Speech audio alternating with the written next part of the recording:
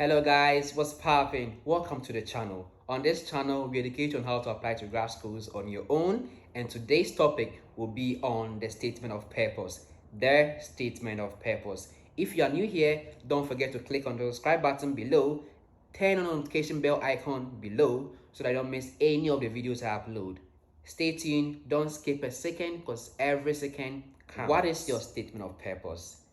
The statement of purpose is also known as the letter of intent, and this is an essay that is required by most graduate schools during the application process. I would say it takes much of the percentage in you getting admitted into the school.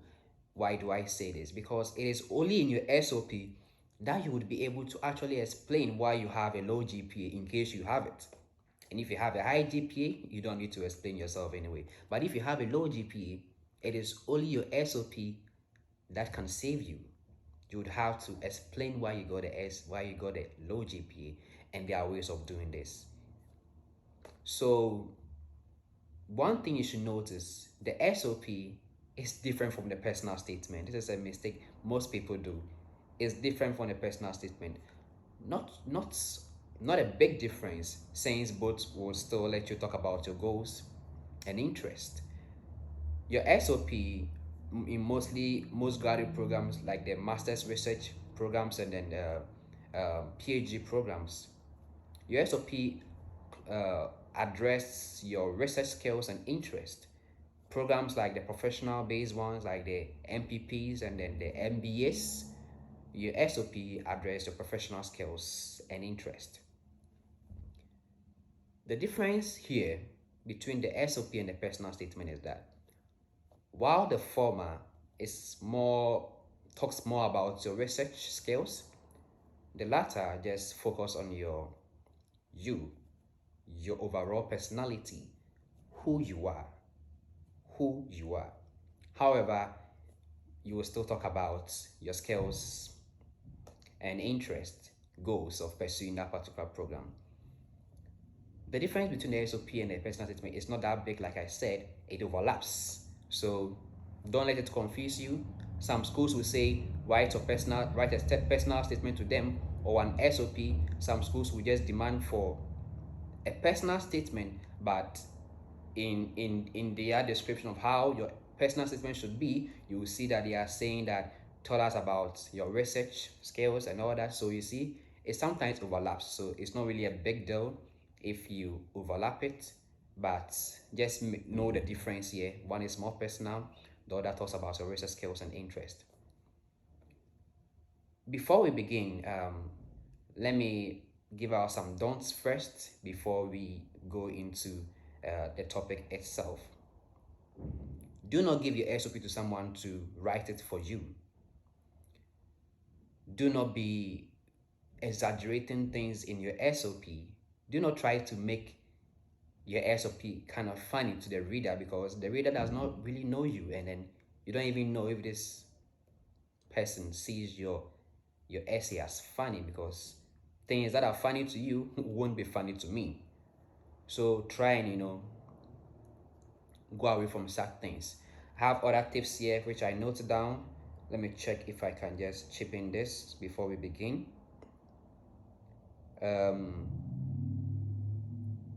Avoid negativity. You should avoid negativity, and you shouldn't be saying lies in your SOP.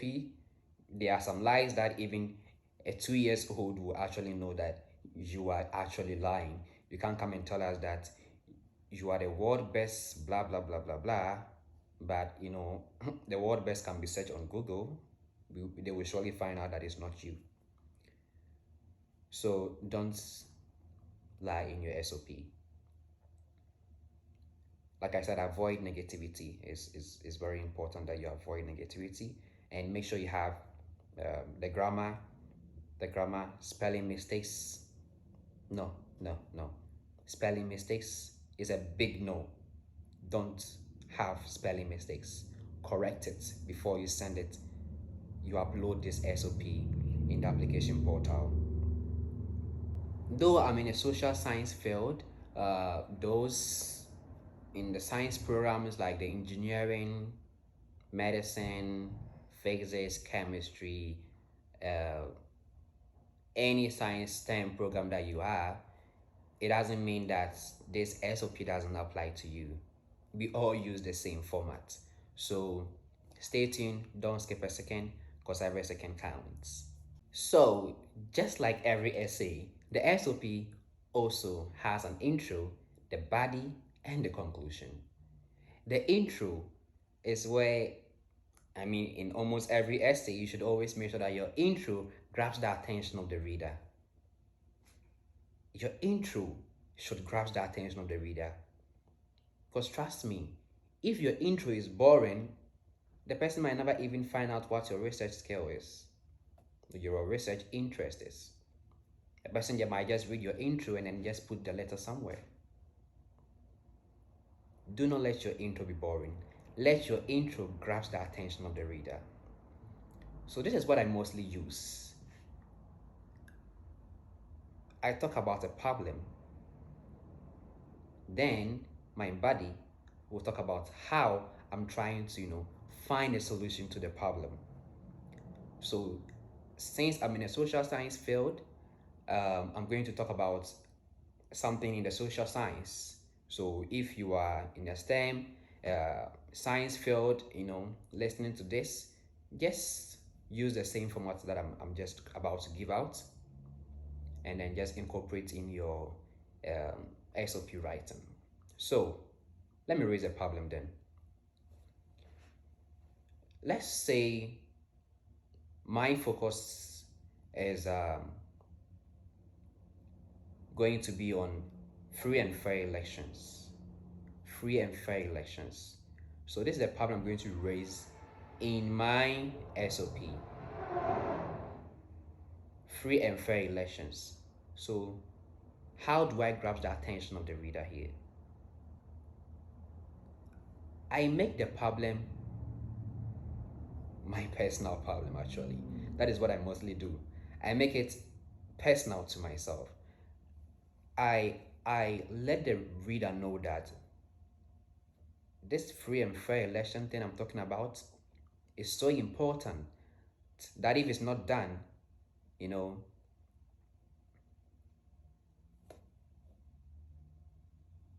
it will break me. Yeah, it will break me. Let me just put it that way. But what I want you guys to get here is that the problem that you're raising in your intro should be linked to you, should be linked to why you got that passion.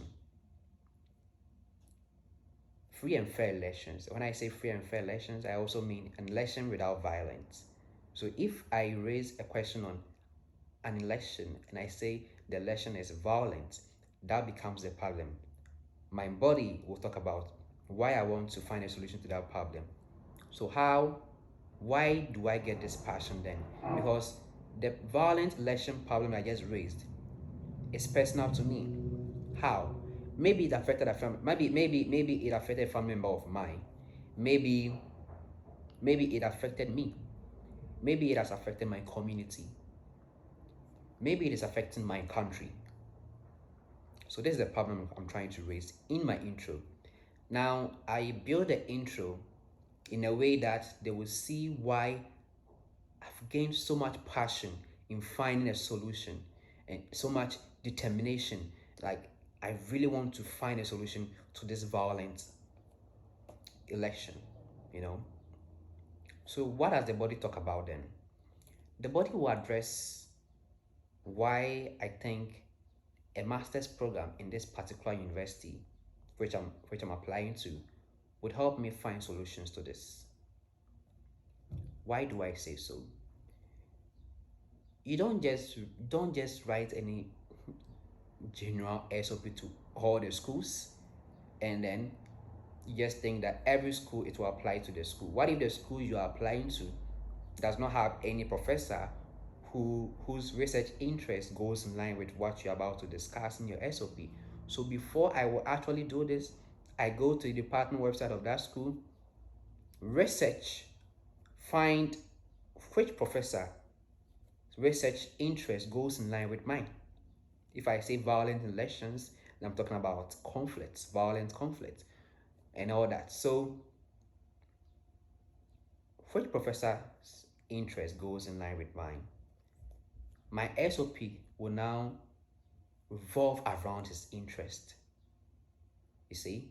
So if this professor gets to, be on the admission committee, or even if it's not, there is always a departmental member on the admission committee, and they all know the research interests of each professor. So if they see that this guy is talking about this particular, research interest, he has passed all the requirements. He meets every requirement of the school, and his research interest is in line with Professor A or B. That is when they pick you. That is when they pick you. But if you go and talk about something else, which no professor is actually interested in, or no professor is having any research interest in, of course, no matter how good your GPA is, no matter how good your GRE score is, and not every school also takes GRE anyway, no matter how good your profile is, if your research interest does not really go in line with any of the professor's research interest, you might not be picked. So there are a lot of people who have very good GPAs, but they still don't get a school because they don't do this research. If you'll be picked, then maybe the professors think that when you get there, your research interest might surely change, or maybe they'll be able to make you change your research interest in the first place. But if not, then you will not be able to go get admitted into this school. So I have other things here I will talk about too. So your body should tell your own story. That is why I always say that you should write your own SOP. Don't go and give it to someone else to write it for you and all that. And your body, as you're talking about, this is where you also talk about the projects you've done so far, the goals we've accomplished, and then this is where you show your skills. So you should avoid repeating the same exact thing that is on your CV. You've written on your CV that you are the best this, and you are saying it again on your SOP that you are the best this. No. They already know. That is why they ask of your CVs and all those things. So don't be repeating the same things on your CV. You are just wasting words. You are just wasting the words which you could use to say something better. So you talk about your top projects, When you talk about your top project, this is what I want you to put in. What was the project about? What kind of problem statement were you trying to solve? What were your responsibility, and what was the outcome for the project? This is more applicable to the STEM programs. And for the STEM programs, if you use any technical words in your field to explain certain things, which will surely be understandable by some of your professors because they will be on the admission board. So in your body, you should always also try to bring about some interpersonal skills. Your essay should show how you have some interpersonal skills like teamwork, leadership, empathy, responsibilities, some motivation in any drive that your essays could point out that you are the kind of person that has these. So how do you do this? Let's still use the format I pointed out in the intro. I talk about value election, right? So now, what are some of the projects I've done so far to try and at least bring a solution to this while I'm trying to apply for my graduate program? During my undergrad days, what did I do? And after undergrad, what did I do? Even if it's high school, what did you do? When did you face this? When did you see this violent violent conflict stuff as a problem to you? Maybe you saw it at your childhood level. Maybe you saw it after high school. Maybe you saw it after you were done with your undergraduate degree. However you saw it, that is how your intro should start, and you should flow with it throughout. So let's say mine was in the childhood. So Since I got to know this, I had to, pursue a program that would lead me in the right path. So that is why I offered a general art course in a senior high school, because that is what we mostly address in general art courses. And that is why I continue to pursue political science in the undergraduate level too. So now that I'm done, they see that this person is trying to achieve something, and this is why this person, pursue these programs throughout from the childhood level now to the level that he or she is. So, what are the projects then? Let's say the project I will talk about is that I joined an NGO, and this NGO's sole purpose was to ensure that there is always a free and a fair election, an election free of violence, an election, you know, that sort of thing. You should talk about an NGO that you joined. So, if you join this NGO, what were your responsibilities? What did you actually do in the NGO? Did you have any position? So this is where you can talk about, let's say personally to mine, this is where I was able to train about 1,000 to 4,000 observers in an election, and then they were able to observe the election, give reports on how the election is going. In case of any violent situation happening anywhere, they alert us, we alert the security people, and then they respond to it as soon as possible to curb the violence. So this is my responsibility, and this is what I'm saying in the SOP. And in this, I don't say I am the only one who did this, because of course I can't lie that I'm the only one who who trained 4,000 observers and all that. But in saying it, you can say that since you are in an NGO and this was a position, you did this with a team of people, and then this is how you show the teamwork skill I talked about. Leadership skill. Maybe you held some leadership positions in your university, or maybe in your high school. Luckily for me, I was the electoral commissioner. So you see, this still goes in line with my research interest, because the electoral commissioner is surely about making sure that you have free and fair elections, and elections free of violence, isn't it? So you see, it still flows with what I want to, tell the admission committee. I'm not telling them just blankly, I'm a hardworking person, I'm a this, I'm that, I'm that. No, no, no. You should show it. You should show it in the words that you are saying. You should show it in things that you have done. Don't just say, I'm a hardworking person, I'm very brilliant, I'm this and that and that. No, that is not what they want to see. Say something that tells that you are brilliant. Say something that shows them that you are hardworking. Say something that shows them that you have that leadership skill in you. You have that drive, that you want to, be able to execute this task that you have ahead. So, like I said, since you'll be researching on the department, you will surely find out the professor whose research interest is in line with that. So, what do you say after finding out who the professor is? So maybe you say, with regards to the faculty, Professor this, Professor A and B, have done extensive research on elections, violence, this, blah blah blah blah blah, and I'll be glad to work with them. So you just chip in their names. Some schools will tell you to identify the supervisor that you want to supervise your work during your graduate school. So you would have to mention them, even if they don't say it, and then you are still able to identify the professor. Just mention it. It actually gives you a plus. If you don't, it doesn't, but it doesn't reduce any mark. But if you say it, it gives you a plus. It makes them know that you know what you're talking about. So that is something that you should also keep in mind. Now we are done with the intro. We talked about the body.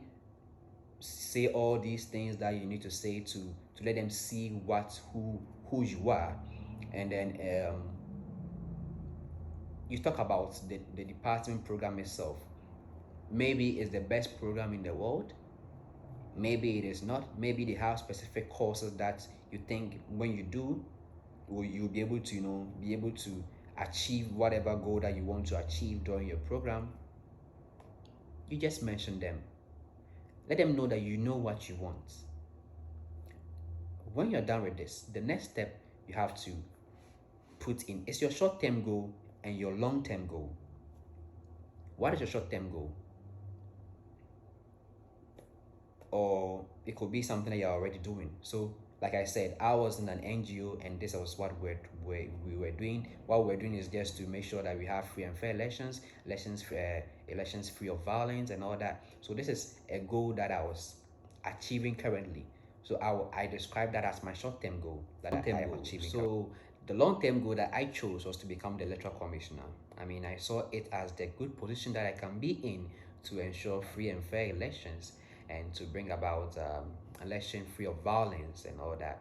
So those mostly focus on the PhD programs, the doctorate program, professional programs, and the master's research base. Like I said, in the body, as you're talking about, trying to talk about how your projects, your interpersonal skills and everything, you should also focus on how you're going to convince the admission committee that your research interest goes in line with a particular Professor A or B in the department. And since mine was focused on violence-free election, my research interest is entirely on that. So that is what I talked about in my body, and in so doing, I put in all the interpersonal skills, the projects that I've done so far, to ensure that to let the admission committee know that I'm on the right path. Let the admission committee know that I'm hardworking. I go out of the boundary. I mean, I go out of the box. I went out of my normal undergraduate coursework, and then went to pursue these and that to ensure that there will be free and fair election. So this made them know that you are passionate about what you're talking about. So you really want to achieve this. That is why you have done all these things, and then you want to achieve more by pursuing a doctorate degree or a master's degree to be able to become an expert in the field. So how do you conclude it then? So my conclusion was just talked about how the masters in this school will not only help me achieve my dreams, but will help me find a solution to these problems that I've raised. So, and this solution which affects my community surely affects my family too. And then so it will help me find a solution to my family, my community, my country, and then maybe Africa as a whole. So this is how you end it, and then this is how you draft your SOP in a way that becomes more convincing. So don't let anyone else write your SOP for you. Don't go and give it to some educational service to do it because you think they are the expert. What I would advise you to do rather is to write it on your own. And it is not bad if you give your SOP to someone to read it and then criticize it for you. You should be willing to accept constructive criticisms. I mean, you should be willing to do that. A lot of people criticize my SOP when I wrote it the first time, but that is how you are able to improve. That is how you're able to bring out the best. You should be able to accept constructive criticisms. I criticize a lot of SOPs. I've been reading a lot of SOPs, criticize a lot of them. A lot of them just talk about, you just read and you see that it is vague. It doesn't really concentrate on anything particular. And your research program is supposed to, your research topic is supposed to be specific. That is the entire, that is what you're trying to show the admission committee. It's supposed to be specific. You are talking about a whole lot of things. You're talking about corruption. Now you're talking about sanitation.